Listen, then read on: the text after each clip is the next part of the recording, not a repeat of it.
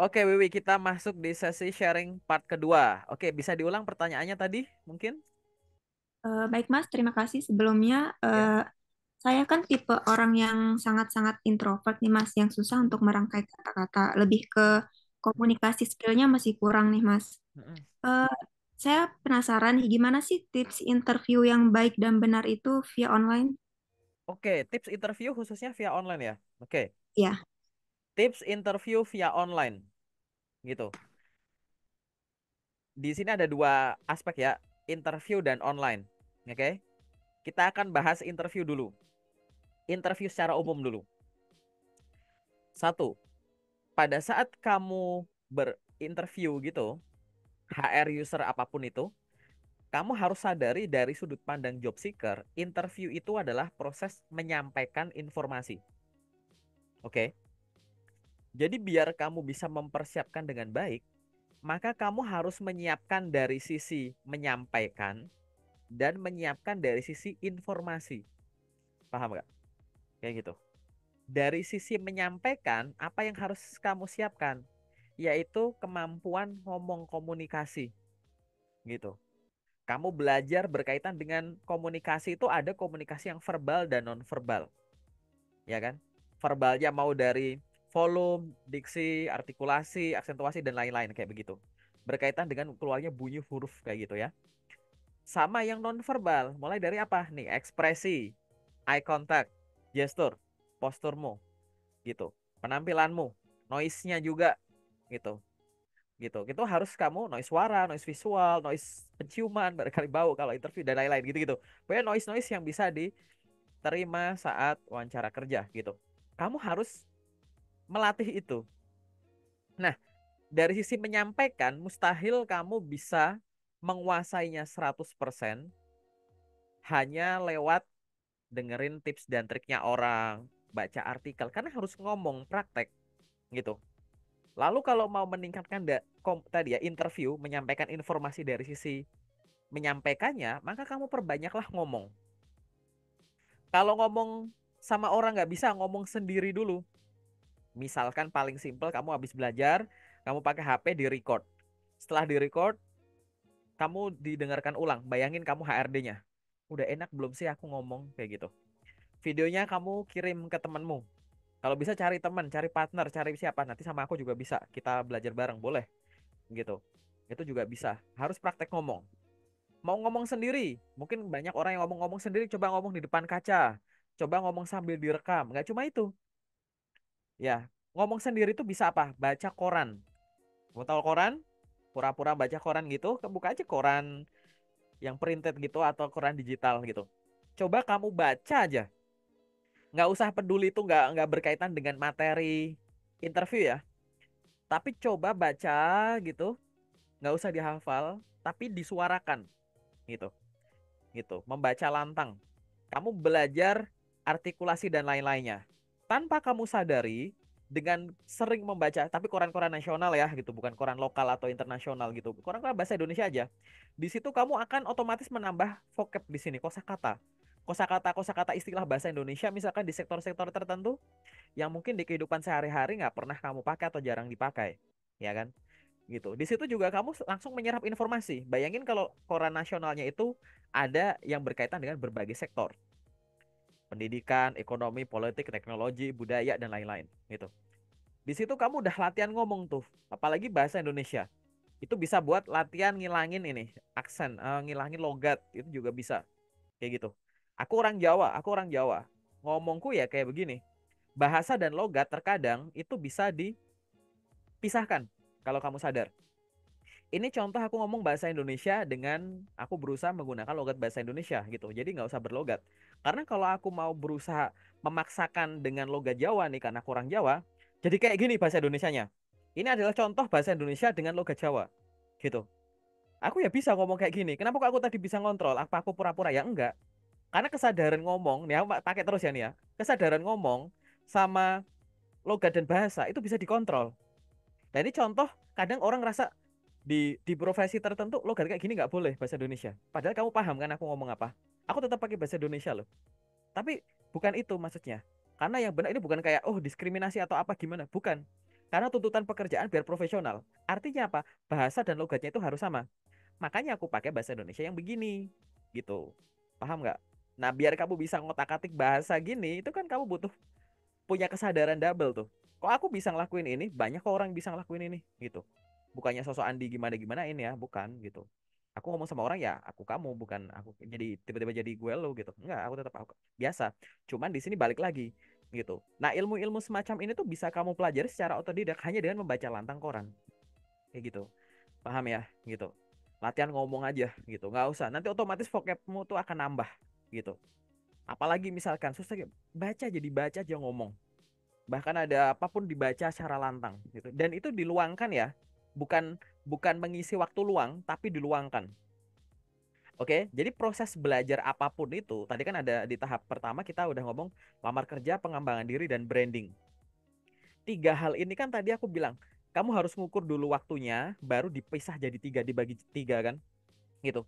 Bukan diluangkan, karena diluangkan itu nanti, sorry, harusnya diluangkan, bukan seluangnya. Kalau seluangnya tuh kayak moodnya bukan untuk itu, nggak dedicated gitu kan.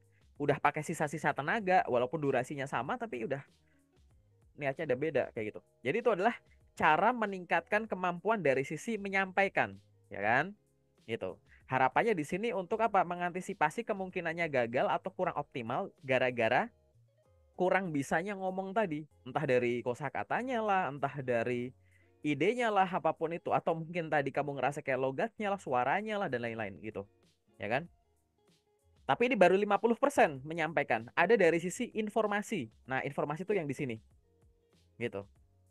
Kadang kita nggak ada ide. Jadi selain kita baca-baca kayak tadi ya, latihan ngomong sendiri atau sama orang atau baca sendiri gitu, kamu juga harus menyiapkan informasi yang ada di dalam sini. Nah, informasi di sini tuh ada 4. Yang pertama adalah baca ulang CV dan dokumen pendukungmu. Jangan sampai terakhir kali kamu baca isi CV-mu adalah saat kamu bikin itu. Gitu. Kamu bikin, udah kelihatan bagus, udah kirim, kirim, kirim. Tapi terakhir kali kamu baca itu saat kamu bikin itu. Saat kamu ngerasa udah bener. Jangan sampai. Gitu. Banyak orang ditanya, apa kelebihan kamu kuliah di sini? Saya punya kelebihan ini Canva, Microsoft Word, Excel, PowerPoint. Gitu. Kalau aku kan bukan HR ya, aku user ya. Kalau ada yang ngomong gitu, aku ngomong loh, pendidikanmu tuh S2 misalkan. Terus kamu pernah jadi ABC, pernah magang di ABC. Kenapa aku tanya kelebihanmu apa? Kenapa kamu ngomongin Word, Excel, PowerPoint? Itu anak SMP juga bisa. Itu loh, kamu baca isi transkrip nilaimu nggak? Gitu. Itu kan mata-mata kuliah yang kamu dapat nilai AA itu apa itu? Itu iseng-iseng doang atau nggak penting? Gitu. Ya pasti gitu dong. Harusnya kan kamu ngejual di sisi situ. Bahkan kalau kamu mau ngejual Microsoft Office, ya dijabarkan. Saya menguasai berbagai macam formula Microsoft Excel. Saya bisa membuat dashboard untuk keperluan ini. Dashboard interaktif. Untuk menggunakan Microsoft Word, saya bisa pernah membuat surat ini, dokumen ini, nyusun laporan ini, nyusun dokumen ini. Kayak gitu. Gitu. Saya juga bisa menggunakan Microsoft PowerPoint secara profesional. Saya pernah membuat template desain presentasi saya sendiri sebanyak 60 dan itu berbeda-beda. Template itu yang sering saya simpan pada saat saya harus presentasi di depan umum, saya akan ganti-ganti menggunakan desain saya sendiri. Kayak gitu. Itu. Jadi kamu bisa jabarkan itu. Lah kamu lulusan misalkan dari lulusan S1, lulusan S2, begitu ngomongin skill nggak nyambung gitu sama pengalamannya. Kalau kamu punya pengalaman kerja jadi petani, nih aku pakai logika bodoh aja ya. Ini contoh nih, contoh gara-gara nggak baca CV. Kalau kamu pernah kerja jadi petani selama 5 tahun, kira-kira kamu jadi jago bercocok tanam atau jago bernyanyi menurutmu? Mungkin mikrofonnya nggak usah dimati-matiin deh. Ya, Kira-kira, kalau kamu jadi petani selama 5 tahun, kira-kira kamu akan jago bercocok tanam atau jago bernyanyi? bercocok tanam, Mas. Jago bercocok tanam, bener nggak? Hmm. Bertani itu pekerjaan. Bercocok tanam, mau dari nyangkul lah, mau pengairan lah, irigasi, atau nanti panen gitu. Itu kan skill, bener gak? Artinya apa? Skill harus nyambung dengan pengalaman kerjanya dong, bener gak? Gitu. Aku sering ngasih contoh ini, kalau kamu kerja jadi pembantu, jadi ART, skill yang ditulis itu ya nyapu, masak, nyuci, ngepel kan gitu. Gitu. bukan tiba-tiba jadi bisa nari gitu. Ya nggak? Pendidikan juga sama.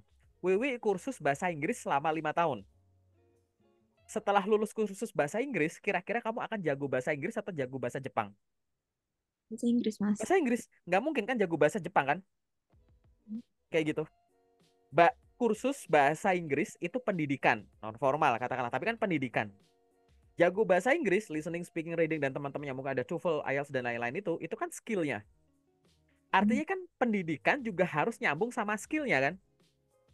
Gitu. Seringkali di CV, di interview, orang tuh nggak nyambung. Pendidikannya jurusan S1 ini, D3 ini, S2 ini, skillnya nulisnya Word, Excel, PowerPoint, Canva. Kok nggak ada istilah-istilah di transkripmu? Paham nggak? Ini kamu ketawa mungkin jangan-jangan CV-mu gitu nanti kalau aku cek. Coba aja kita Iya. lihat. Ya kan, bener kan? Iya gitu. Ini karena bukan 1 2 kali. Aku udah puluhan ribu CV aku review. Gitu.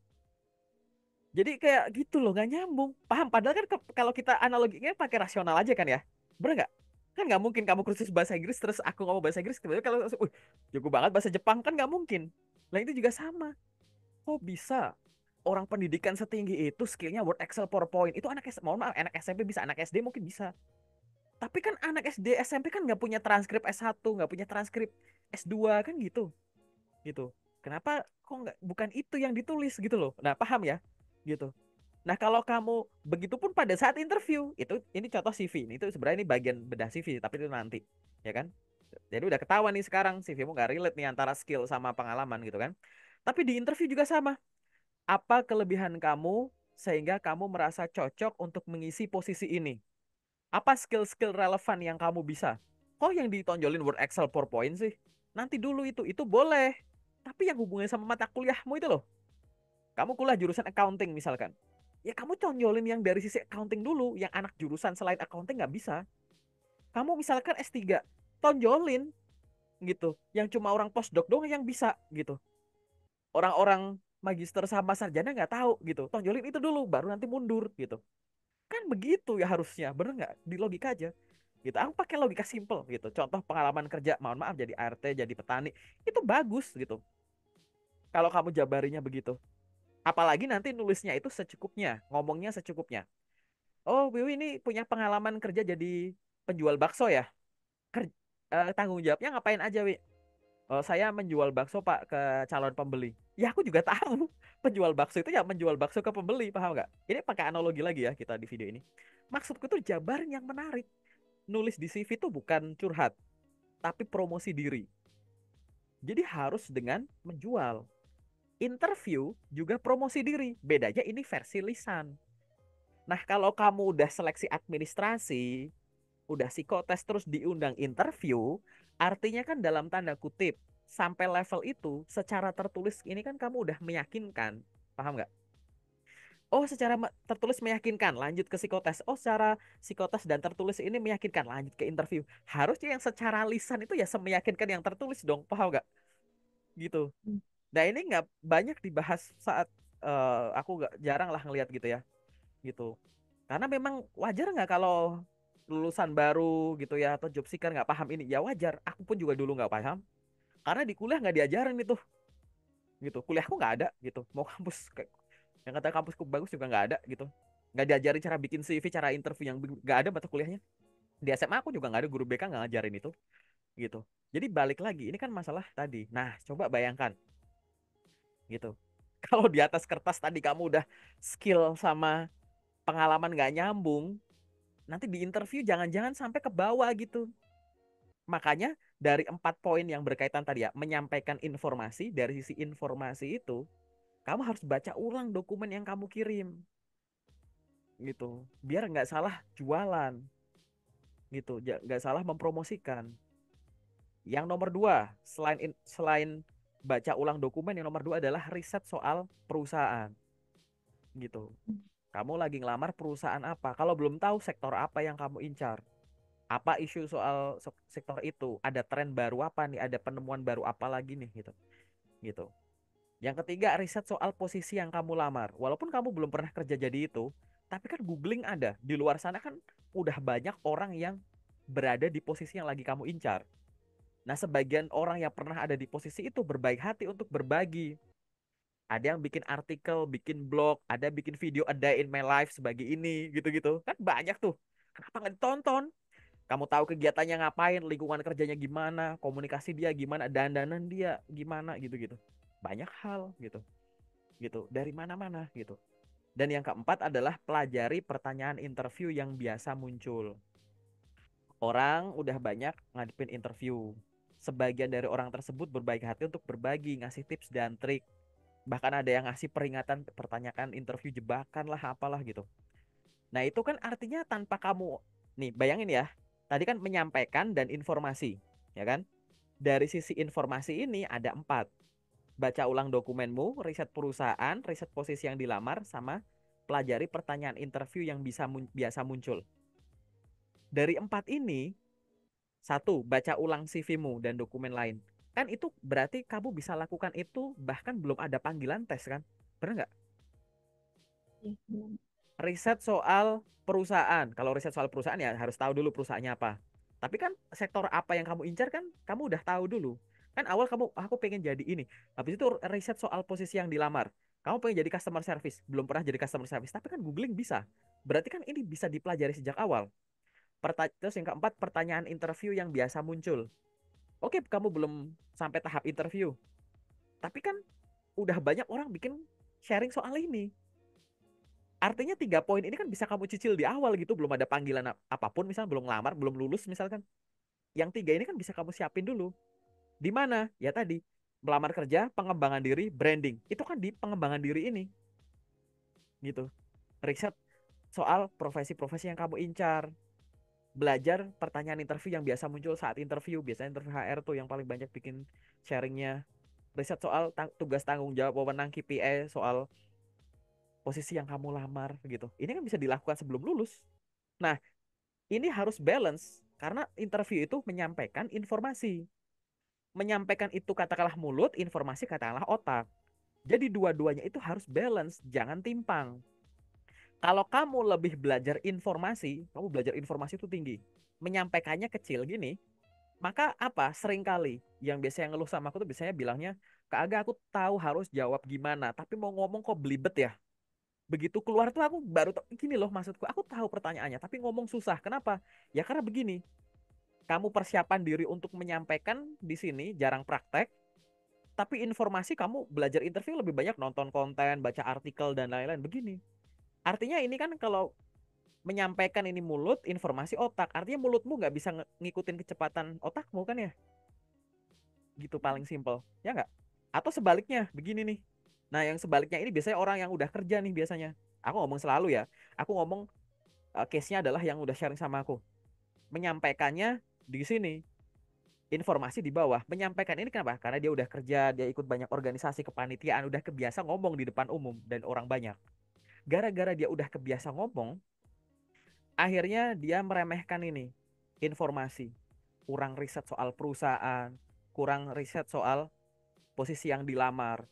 Menyampaikannya jago, sehingga biasanya keluhannya, aku tuh perasaan bisa jawab semua pertanyaan interview deh. Tapi kok nggak dipanggil ya habis itu ya? Gitu. Kenapa? Karena sering kali kalau orang yang ngeluh gitu, aku ajak role play interview sama aku. Coba ditulis dulu pertanyaannya yang kamu ingat waktu interview apa, kirim ke aku kan. Terus habis itu yuk kita role play tapi pertanyaan ini aku bolak-balik gitu. Nah, sering kali yang terjadi itu ya, itu apa? Ya jawaban dia terlalu diplomatis, terlalu umum gitu. Cek sinyal.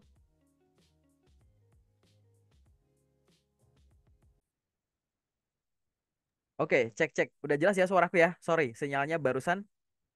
Coba ngomong lagi. Oh ya udah jelas ya. Jadi aku ulang lagi ya. Tadi kebalikannya tadi, orang lebih persiapan di ngomongnya daripada di belajarnya. Seringkali keluhannya kayak tadi, loh, aku perasaan semua pertanyaan bisa kejawab deh, tapi kenapa aku nggak lolos? Setelah aku cek tes role play sama aku, ternyata gini, dia sangat menikmati ngomong dengan orang lain. Saking menikmatinya, walaupun jadi walaupun dia kurang info di sini, jadi dia bisa apa? Bisa tetap ngomong. Kenapa? Karena dia jago ngomong. Tapi tanpa dia sadari, jawaban dia itu meleset dari yang dimaksud. Jawabannya terlalu umum lah, terlalu diplomatis lah. Tapi dia bisa merangkai kata belok ke sana sini kelihatan indah. Tapi kan lawan bicara udah jago, udah kebiasa interview banyak orang, entah itu HR atau user. Kita kan akan fokus dengan cara jawabnya dan isi jawabannya kan. Iya nggak? Nah ternyata setelah gitu-gitu ternyata dangkal sekali gitu. Nah ini biasanya akan muncul pada saat menyampaikannya tadi itu sangat dilatih. Bisa orang udah kerja atau banyak ikut organisasi gitu. Terus ini nggak kamu luangin di sini. Karena misalkan ada kan orang yang sambil kerja pengen pindah kerja tanpa resign. Tapi kan tiap hari dia kan kerja terus. Itu kan jadi kurang waktu riset ini kan. Kurang baca CV, kurang riset perusahaan, kurang riset posisi yang dilamar, kurang riset soal ini. Jadi akhirnya begitu ngundang interview, kebanyakan jago ngomong, tapi ininya miss gitu loh, paham nggak? Gitu. Apalagi dua-duanya nggak diluangin di bawah gitu, harusnya di sini. Nah, kalau menyampaikan dan informasi ini udah kuat, artinya kan di situ kamu sudah mengantisipasi kemungkinan gagal interview gara-gara jawabannya nggak siap atau cara menyampaikannya yang nggak siap, bener nggak? Gitu. Nanti tinggal persaingannya adalah tadi kamu dibandingkan sama kompetitor lain gitu, pelamar lain gitu. Jadi masalahnya tuh udah nggak di kamu sendiri ini tuh, gitu. Paham ya? Tapi ini adalah baru tips untuk persiapan sukses interview secara umum. Nah, pertanyaanmu interview online gitu.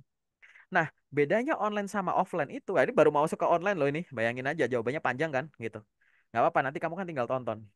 Nah, kalau masuk ke online ini, artinya apa? Kamu harus siapkan medianya.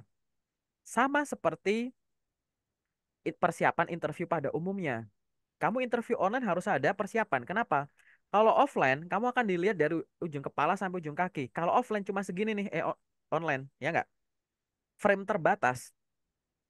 Udah frame terbatas, ya kan? Waktunya terbatas, padahal kita baru kenal, baru ketemu gitu. Wah, ini kan juga harus sempurna sekali.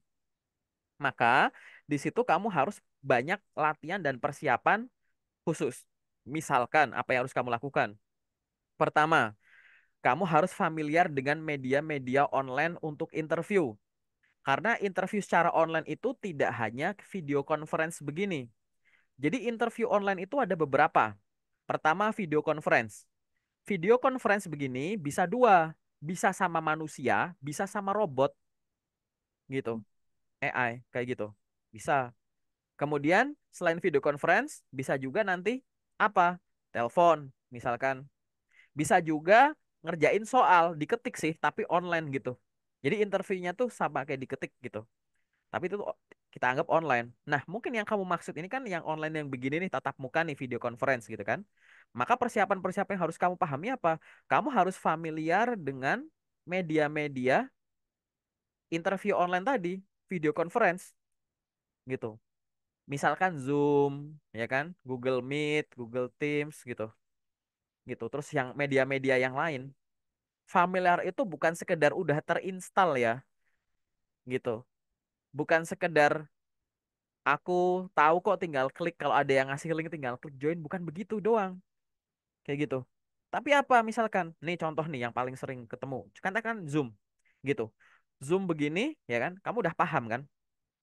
Terus tiba-tiba nggak tahu gimana gitu, suaramu error gitu, ya kan? Nah, itu harus tanganinya gimana tuh tiba-tiba suaranya hilang.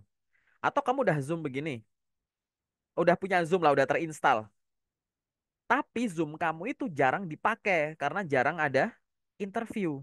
Gara-gara jarang dipakai, begitu di jam, misalkan kamu interviewnya jam 9 pagi, kamu udah standby, disuruh standby 15 menit sebelumnya, atau nggak disuruh deh. Tapi kamu persiapannya baru mepet gitu, 5 menit sebelumnya. Tiba-tiba pas kamu ngeklik Zoom, Zoomnya update gitu. Mau tunggu sebentar ya Pak, ini Zoomnya saya lagi update loh, ngapain? Kalau kamu sering buka Zoom kan update kan ya saat itu gitu. Kenapa kamu nggak buka Zoom 1 hari sebelumnya, beberapa jam sebelumnya gitu? Itu sering kali. Bahkan latihan interview sama aku gini nih, ya sharing sama aku gini, banyak loh. Eh, nanti kita Zoom jam sekian ya, oke gitu. Kagak, aku udah siap. Oke, aku kasih link kan. Bentar Kak, Zoomnya lagi update. Loh, gimana sih? Kalau kamu walaupun belum ada undangan interview, ya sama Zoom tuh dibukain rutin kayak gitu. Terus mungkin ada fitur-fitur lain yang ada di sini gitu.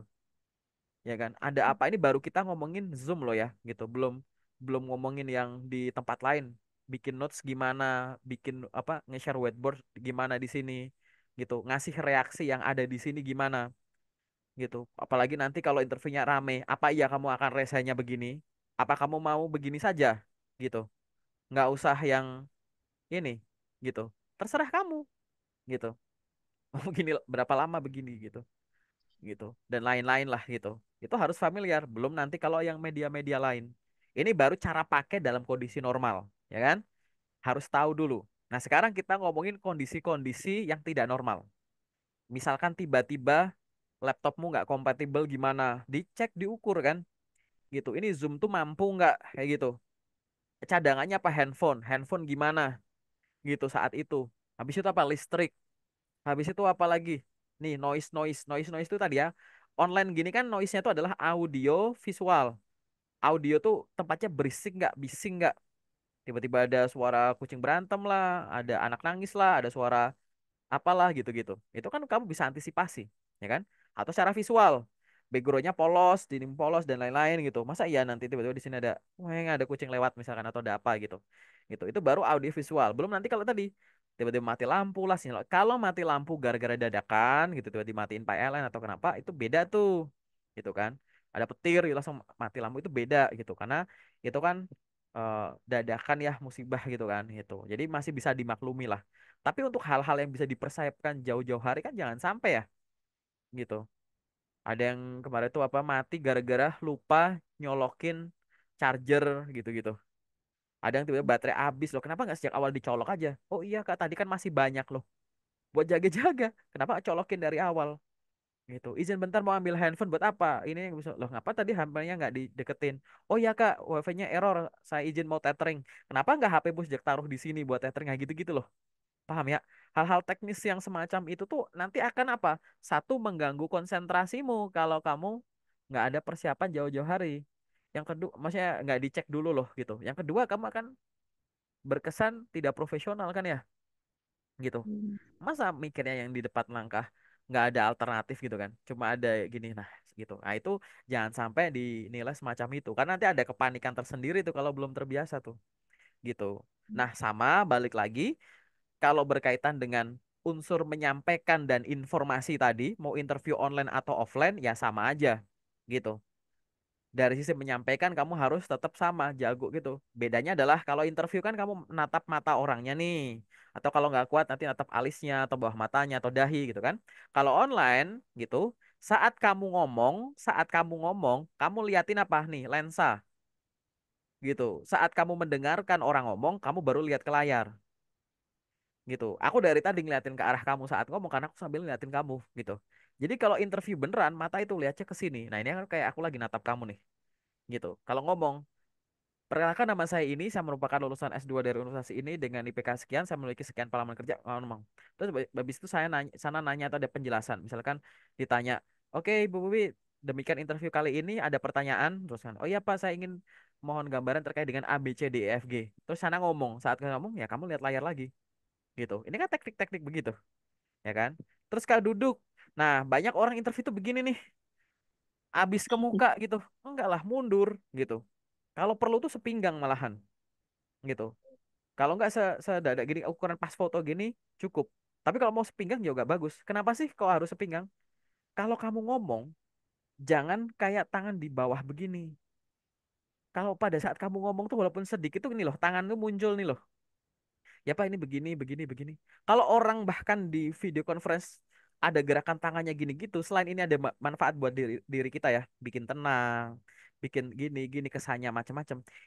Ini kan lawan bicara juga, oh ini anak udah kebiasa ngomong nih, gitu. Ah, ya ada tiga Pak, yang pertama ini, yang kedua ini, walaupun tangannya cuma munculnya sedikit-sedikit tuh, gitu, ya kan? Terus jangan nyender, berber tegap, busungin gitu, gitu. Ada lagi yang interview via online, HP-nya dipegangin lagi. Goyang-goyang gini. Oh itu udah nggak profesional itu bener kayak dimiringin kalau perlu kan biar gede gini lagi atau ditaruh dah kayak gitu. Itu udah agak profesional ya kayak begitu. Teknis-teknis komunikasinya kayak gitu gitu. Terus selalu apa? Selalu senyum. Nah, masalah ekspresi dan senyum ini nih yang sering bermasalah juga nih. Bentar, minum bentar ya. Kamu juga boleh minum kok.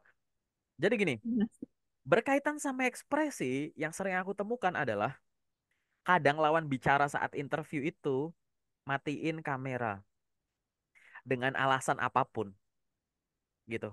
Jadi kamu on cam, lawan bicaramu off cam. Nah, begini misalkan ya kan? Gitu. Akhirnya apa? Jadi jangan salah ya. Kamu disuruh interview lawan bicaramu off cam, belum tentu dia itu, oh kok nggak sopan banget sih Kak? Kita disuruh on cam, orangnya nggak mau on cam nih, gitu. Fungsi off camnya itu kamu nggak ngerti kenapa. Mungkin karena dia harus interview kamu dalam kondisi yang hektik, padahal nggak bisa di reschedule, bisa. Tapi kadang off cam itu bisa untuk apa? Ngetes kamu, gitu. Ngetes apa ya tadi, gitu. Kalau kamu sama lawan bicara itu nggak kelihatan, kamu tetap tetap senyum-senyum sendiri nggak sih? Tetap asik nggak sih? Tetap gini nggak sih? Kadang di interview offline juga gitu. Kadang kamu disuruh nunggu dalam satu ruangan, orangnya balik lagi ke mejanya, mantau kamu lewat CCTV gitu.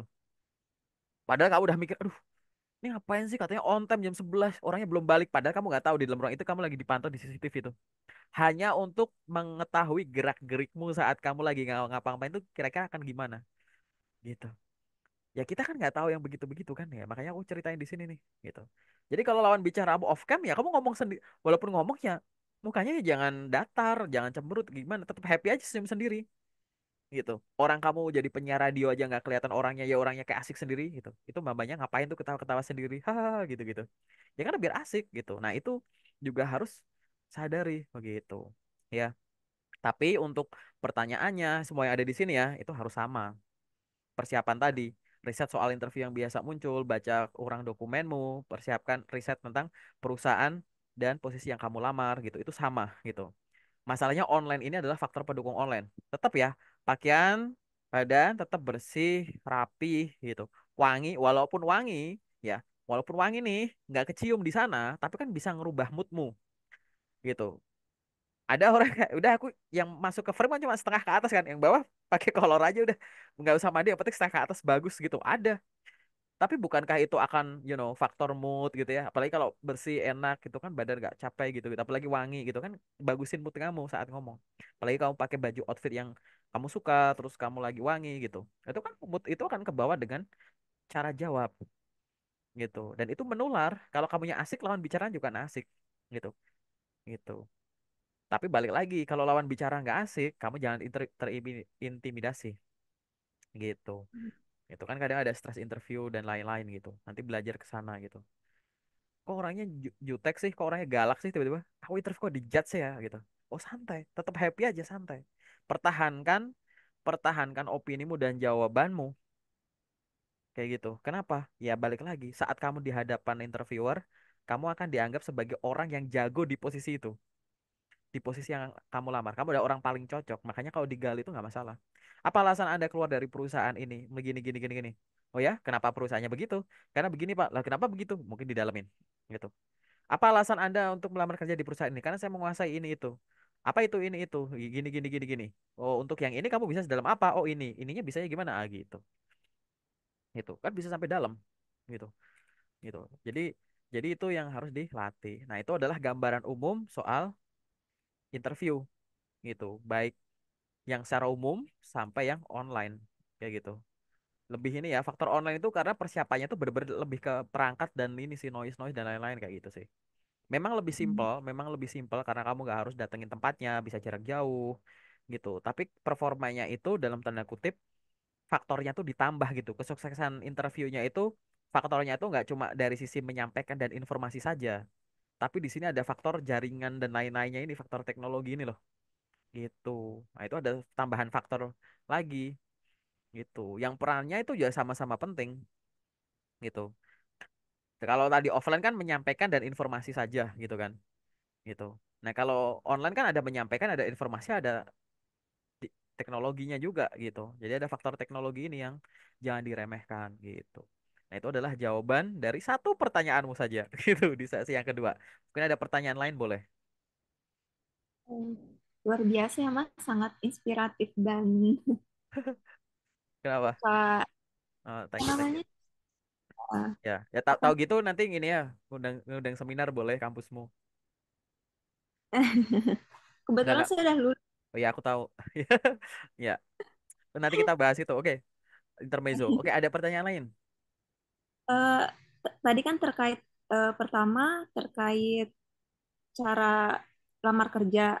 Terus Mm-mm. yang kedua terkait interview dan yang terakhir nih Mas, saya ingin mengetahui tentang gimana sih pandangan Mas Aga terkait kalimat yang saya pernah dengar dari beberapa orang kayak, nah bagaimana eh, kerjain aja dulu nih, yang penting kerja gitu loh Mas. Oke, Dimanapun itu, walaupun nggak passion ya udah jalanin aja gitu loh Mas. oke, gini. Kalimat tadi bisa dilihat dari sisi positif dan karena ini menitnya tinggal bentar ya, gitu. Aku jawab secara umum dulu. Habis ini aku jelasin lebih detail by di sesi kedua atau by call ya. Kalimat tadi ya udah kerjain aja dulu, gitu. Itu kita bisa lihat dari sisi positif dan negatif. Kalau kamu ngerjain itu tapi tidak berusaha untuk cari tahu lebih dalam, cari tahu lebih habisnya ini gimana sih harusnya gitu. Nggak ada keinginan untuk oke lah jalanin aja dulu. Kan sejak awal kan nggak ada passionnya nih. Tapi kamu tidak berusaha menumbuhkan passion, itu percuma tetap. Tapi kalau kita lihat dari sisi positifnya, ada benernya. Kenapa? Karena kadang tuh orang tidak suka sesuatu tuh bukan karena tidak suka, tapi belum tahu gitu. Kamu nggak pernah lihat emas, sering lihat duit, dikasih sodorin duit senang. Padahal setumpuk duit ini ada setumpuk duit nih, sama emas cuma sebulet gini. Kamu akan milih duit ini. Coba kalau kamu tahu emas sebulet itu bisa bertumpuk-tumpuk duit ini, gitu ibaratnya, gitu. Lalu gimana kalau hubungannya sama passion, gitu? Sama passion dan bakat biasanya kayak gitu. Balik lagi, passion itu bisa ditumbuhkan. Buktinya waktu SD emang kamu tahu passionmu pengen jadi sekretaris misalkan. Emang kamu tahu waktu SD kamu punya passion jadi auditor, pengen jadi rocket scientist kan nggak tahu, gitu. Makanya yang dari nggak tahu jadi tahu, makanya passion bisa tumbuh. Nah, tapi kalau kita ngerasa nggak ada passion dan kita nggak ada bakat di situ, ngomongin soal bakat, memang ada orang yang punya bakat-bakat tertentu, kemampuan komunikasi yang bagus, hitung-hitungan angka yang bagus, kayak gitu. Tapi kamu harus ingat kalimat ini. Orang pasti akan memiliki bakat tertentu dari lahir. Tapi jangan sampai lupa, segala sesuatu bisa dibakati. Asal orangnya mau mencoba dan bekerja keras begitu. Kok aku jadi quotes begini ya? Gitu. Intinya begitu sih. Jadi buat aku kalau ngomongin kerjain aja dulu nggak apa-apa. Asal dia serius nggak masalah gitu. Nanti kan banyak tuh orang yang kayak iseng-iseng ternyata naik jadi supervisor dan lain-lain kayak gitu. Ya kan gitu. Nah itu adalah jawaban umumnya sih gitu. Aku nggak bakal jelasin itu di sini karena terlalu kata-kata mutiara ya gitu. Nanti di yang selanjutnya aku akan jawab kayak gitu ya. Oke, tapi sampai di sini bahas interviewnya jelas ya. Udah cukup jelas? Oke.